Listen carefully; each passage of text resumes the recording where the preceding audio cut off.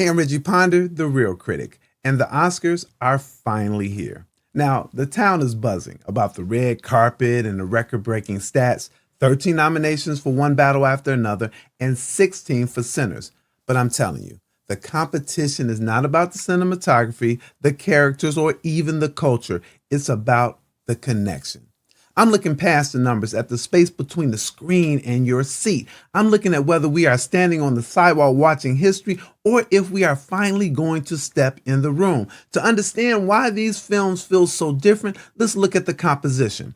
Paul Thomas Anderson gives us a composition of distance in One Battle After Another. Think of those massive, sweeping, wide shots where the characters look like ants against a vast, unforgiving horizon. He's a master of the landscape, but he keeps us kind of at a distance. You aren't in the revolution, you're a spectator or even a sociologist watching it happen from the sidewalk. It's grand, it's impressive, but it's a monument. Now, look at the composition of Sinners.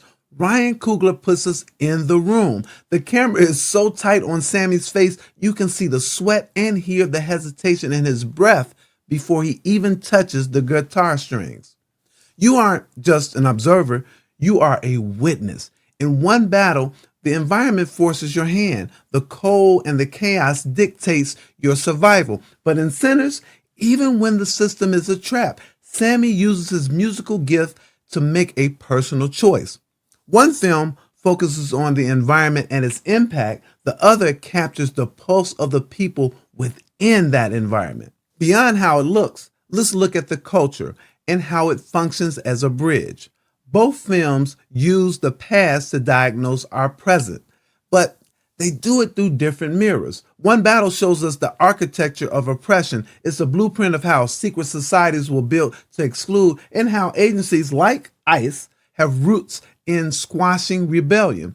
It's an intellectual connection that reminds us that the revolution isn't a period piece, it's a constant cycle that we've been through before that may or may not be televised. But Sinners brings us the archive of the spirit. There's a pivotal scene where every style of black music and dance, from the ancient roots to the modern day, is shown all at once. Coogler creates a visceral connection here. He shows us that history isn't just a series of events. It's a survival kit passed down through generations. I know you know what I mean. And it says that while the system is the battle, the spirit is the weapon. It's not just black culture for the sake of history. It's the heartbeat of right now. Both films are about survival, but the former is a battle against the circumstances, while the latter is one through the circumstances. Finally, when it comes to the winner, let's look at the choice facing the Academy. If One Battle After Another loses on Oscar night, it's because it was too distant. A beautiful museum piece viewed through glass that lacked a heart to hold on to.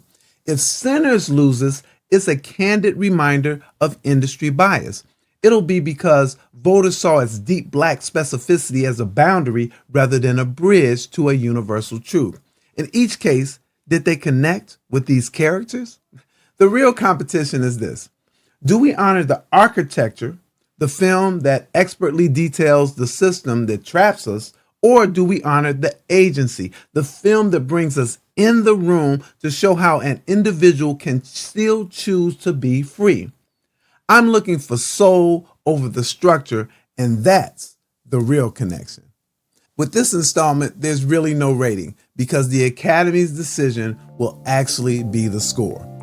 I'm the Real Critic on most social media. That's REEL, and I'll see you next time.